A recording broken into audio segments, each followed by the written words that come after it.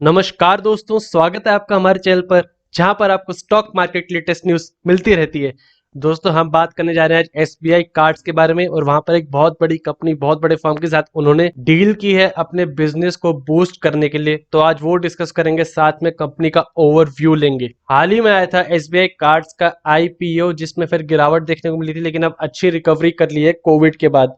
तो वहां से देखेंगे क्या ये लॉन्ग टर्म इन्वेस्टमेंट के लिए सही है। जब एसबीआई जैसे बड़े बैंक के सब्सिडरी है ये, तो वहां पर अपॉर्चुनिटीज देखने लायक होंगी। तो जो लोग नए चैनल पे उनको मैं बोलना चाहूंगा सब्सक्राइब कर लें, ताकि आपको स्टॉक मार्केट लेटेस्ट न्यूज और एनालिसिस मिलता रहे। तो एसबीआई कार्ड का स्टॉक प्राइस देखे तो आज डाउन है, जैसे कि आज पूरा मार्केट डाउन है। 800 पॉइंट की गिरावट आई है सेंसेक्स में, तो ये भी 25 पॉइंट नीचे है, 2.98% की गिरावट। पर वहीं पर अगर हम मैक्सिमम टाइम फ्रेम का चार्ट देखें तो आप देखेंगे आईपीओ इश्यू वाले दिन 724 पर क्लोजिंग हुई थी। वहां से फिर कोविड की प्रॉब्लम आ गई थी और ये डाउन 500 रुपए के आसपास चला गया था। पर वहां से एक शानदार रिकवरी हुई है इस स्टॉक में और अब एक कंसोलिडेशन में चल रहा है। बाद में हम इसका चार्ट भी देखेंगे, पर उससे पहले हम देख लेते हैं स्टॉक की न्यूज क्या आ रही है। तो आप देखिए, गूगल पे ने इंट्रोड्यूस किया एक टैप टू पे ऑप्शन, और सिर्फ वो एसबीआई कार्ड्स यूजर के लिए है। तो आप जानते हैं दोस्तों, अब ऑनलाइन पेमेंट काफी ज्यादा ट्रेंड में आ चुका है। इंडिया का भी जो यूनिकॉर्न है वो है पेटीएम। वहां पर बहुत जल्दी से ऊपर बढ़ा है वो स्टार्टअप्स में से, और हाई वैल्यूएशन है उसकी। और वहां पर उसका एक कॉम्पिटिटर है गूगल पे, जो हाल ही में बहुत पॉपुलर हो गया इंडिया में। तो वहां पर एसबीआई कार्ड्स ने गूगल के साथ एक डील कर लिया, ताकि एसबीआई कार्ड के थ्रू पेमेंट कर पाए यूजर्स इंडिया में। तो खबर पड़ती है कि इंडिया के largest credit card issuer SBI card ने आज यानी मंडे को अनाउंस किया गूगल के साथ एक कोलैबोरेशन, जहां पर वो गूगल प्ले प्लेटफॉर्म पर अपनी सर्विस प्रोवाइड करेगा। और यूजर अब क्या फायदा उठा पाएंगे इसका, कि अब वो 3 मोड्स में 3 तरीकों से गूगल पे पर पेमेंट कर पाएंगे। जहां पर टैप एंड पे ऑप्शन होगा नियर फील्ड कम्युनिकेशन में, यानी आपके सामने ही वो पर्सन जहां पर आपको पे करना है, या फिर आप क्यूआर कोड करके पे कर सकते हैं। और तीसरा ऑप्शन ऑनलाइन पेमेंट कर सकते हैं फिजिकल कार्ड के यूज के बिना। तो फिजिकल क्रेडिट कार्ड के यूज नहीं होगा, वहां पर आपको स्कैन करना होगा, अपनी डिटेल्स डालनी होगी क्रेडिट कार्ड की, और उस हिसाब से आप एसबीआई कार्ड्स के यूजर्स पे कर सकते हैं।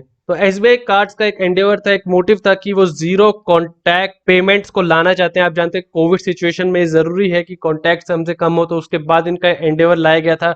और वहां पर डिजिटल फॉर्म पेमेंट्स की जाए, ताकि सेफ भी रहे इनकी एक्सपीरियंस कस्टमर्स का, और एनहेंस कस्टमर एक्सपीरियंस भी रहे। और ब्रांड का तकरीबन कस्टमर बेस 1 करोड़ का है। तो आप जानते हैं, जब गूगल पे जैसे एक बड़े ऐप पर ऐसी सर्विसेज प्रोवाइड होंगी, तो और खींचे आएंगे लोग एसबीआई कार्ड्स को यूज करने में। तो काफी इंटेलिजेंट डील बोलेंगे, काफी इंटेलिजेंट मूव बोलेंगे एसबीआई कार्ड की तरफ से। तो एसबीआई कार्ड्स के MD and CEO Ashwini Kumar Tiwari ji ने कहा है कि जैसे जैसे स्मार्टफोन पेनिट्रेशन बढ़ रहा है इंडिया में, आप जानते हैं स्मार्टफोन पेनिट्रेशन और इंटरनेट यूसेज दोनों काफी हाई चल रहे हैं इंडिया में।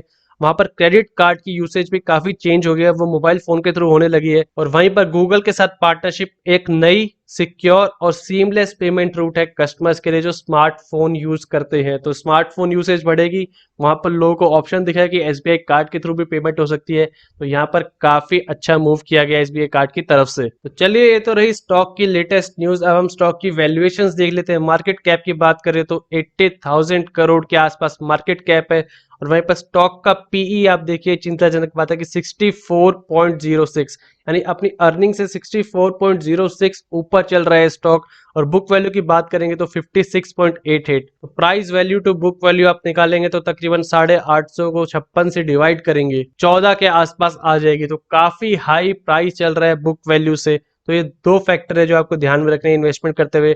और वहीं पर 52 वीक हाई और लो आप देखिए, 868 से 495, काफी बड़ी रेंज में चला है इस साल, और तकरीबन अपने ऑल टाइम हाई के आसपास चल रहा है। डिविडेंड यील्ड 0.12% है। सेल ग्रोथ आप देखिए, काफी इंपॉर्टेंट नंबर, 40.50%। और यही नंबर है जहां से अब हम अनुमान लगाएंगे कि स्टॉक कितनी ऊपर जा सकता है। 40.50% रहा है सेल ग्रोथ कंपाउंडेड ग्रोथ के हिसाब से। आरओई देखिए काफी शानदार 27.89%, यानी अपनी नेटवर्थ पर, अपने एसेट्स पर कंपनी 27.89% का रिटर्न देती है। और आरओसीई है 15.21%, काफी डिसेंट नंबर है। कंपनी के पीयर्स देख लेते हैं किन किन से कंपटीशन है कंपनी को। तो यहाँ आप देखिए, Bajaj finance, Bajaj Finserv, HDFC, AMC, Bajaj holdings, Muthoot finance, ऐसी बड़ी बड़ी कंपनीज है, दिग्गज कंपनीज जिसके साथ इसका कंपटीशन है। तो वहां पर आपको ध्यान रखना है कि किस तरफ कंज्यूमर ज्यादा अट्रैक्ट हो रहे हैं। और पी रेशो आप देखिए, बजाज फाइनेंस के इतने बड़े स्टॉक होने के बावजूद 40 के आसपास दिखाई दे रहा है। और वही एसबीआई कार्ड्स का 64.06। और बजाज फिनसर्व का फिर देखिए आप 14.06 और उसके बाद आता है एचडीएफसी एएमसी का 37.05। तो यहाँ से तो काफी हाई वैल्यू लग रही है स्टॉक की पी रेशियो का अगर हम कंपेयर करें तो। और मार्केट कैप के हिसाब से थर्ड नंबर पर आता है। अगर पीएस की बात की तो बजाज के दोनों कंपनीज के बाद में इसी का नंबर आता है। तो चलिए क्वार्टरली रिजल्ट देखते हैं। मार्च 2019 में 1983 करोड़ का रेवेन्यू आता है जो स्टेडीली इंक्रीज हुआ। मार्च 2020 में डाउन था जो कि एक रीजनेबल माना जा सकता है क्योंकि कोविड सिचुएशन आई थी। 2433 करोड़ रहा था। वहां पर इंटरेस्ट पे किया था 334 करोड़ का एक्सपेंसेस के बाद। फाइनेंसिंग प्रॉफिट हुआ था 64 करोड़ का जिसकी वजह से काफी डाउन आ गया था।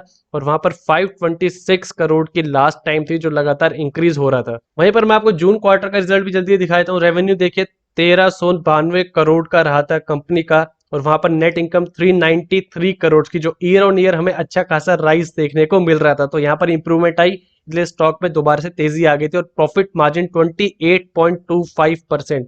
यहाँ पर भी 11.93% की हमें तेजी आती दिखी। तो रेवेन्यू अभी भी लास्ट के 4 क्वार्टर से डाउन है पर फिर भी अब रिकवरी अच्छी रही है अगर हम कंपेयर करें तो प्रॉफिट मार्जिन में। एनपीएस की बात की जाए तो 2.01% है जो ईयर ऑन ईयर आप देखिए तो काफी कम है। 2.44% थे मार्च 2019 में। और अगर हम लंबे टाइम का देखें तो आप देखिए 1438 करोड़ के रेवेन्यू से इंक्रीज होकर 7000 करोड़ तक का रेवेन्यू हो गया था मार्च 2019 में। और वहीं पर हाल ही में 9281 करोड़।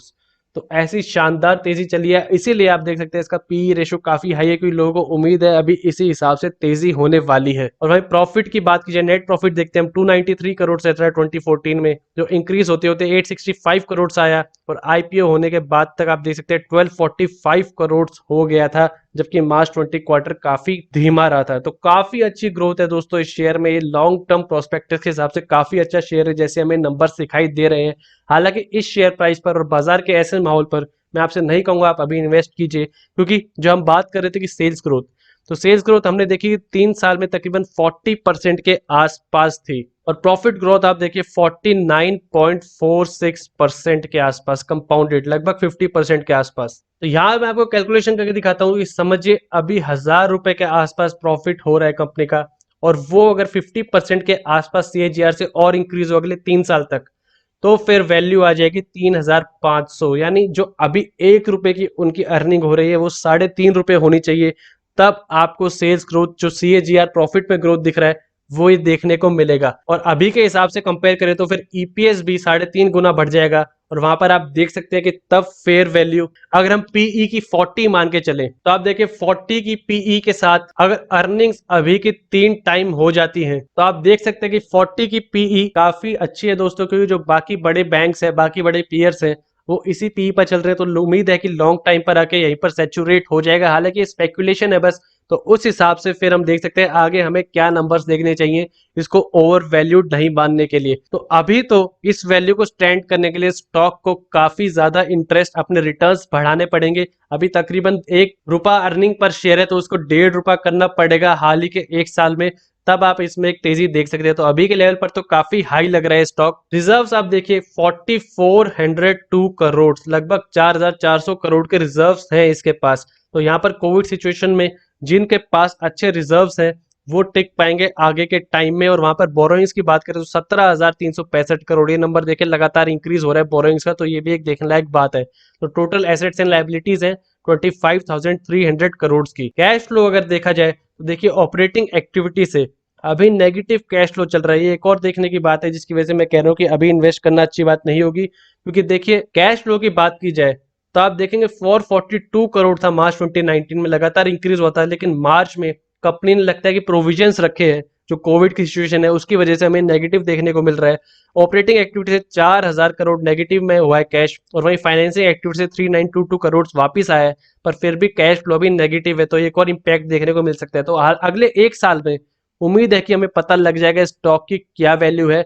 और अभी हाल ही में स्टॉक का चार्ट देखा जाए तो आप देखेंगे कि ये जो लेवल मैंने बनाया 796 के आसपास का लेवल तो 790 टू 796 ये जो प्राइस बैंड है यहीं से स्टॉक ने 1 से 2 बार टेस्ट किया था और उसके बाद इसमें तेजी आई थी। और अभी जो हाल ही में गिरावट आई है आज वहां पर जो लास्ट गेन्स थे वो सारे इरेज कर दिए। तो यहाँ से अगर मार्केट में डाउनफॉल चलता रहा तो आपको इंपॉर्टेंट लेवल पे ध्यान रखना है 796 और वहां से फिर डायरेक्ट एक बड़ा सपोर्ट आता है आईपीओ प्राइस के आसपास। तो आप देख सकते हैं काफी बड़ा प्राइस बैंड है 30 से 40 रुपए का, लेकिन यहीं से डिटरमाइन होगा। और हाल ही में आप जानते हैं रिजल्ट्स आने वाले हैं अब नेक्स्ट मंथ सितंबर में, खत्म होते ही आगे रिजल्ट्स आ जाएंगे। तो देखने लायक बात हुई कि स्टॉक यहाँ से कहाँ जाता है। तो आगे आपको रिजल्ट्स पर ध्यान रखना है और हाल ही के ट्रेंड्स पर, लेवल्स पर ध्यान रखना है। और इसमें मैं आपको फिर याद दिलाता हूँ, अभी खरीदारी की राय नहीं है, क्योंकि जो गिरावट आई है दोस्तों आप देख सकते हैं काफी हाई वॉल्यूम्स पर आई है। आप नीचे देखेंगे तो काफी हाई वॉल्यूम्स पर पियरिश कैंडल बनी है। तो आपको यहाँ पर ध्यान रखना है कि अभी इसमें इन्वेस्ट नहीं करिए, नीचे आएगा तो एक अच्छा प्राइस होगा, वो अपडेट कर देंगे आपको, फिर आप इसमें इन्वेस्टमेंट ले सकते हैं। तो ये थी दोस्तों एसबीआई कार्ड से रिलेटेड लेटेस्ट न्यूज और एनालिसिस। वीडियो पसंद आए तो लाइक कीजिए और ऐसी और वीडियोस के लिए हमारे चैनल को सब्सक्राइब कीजिए।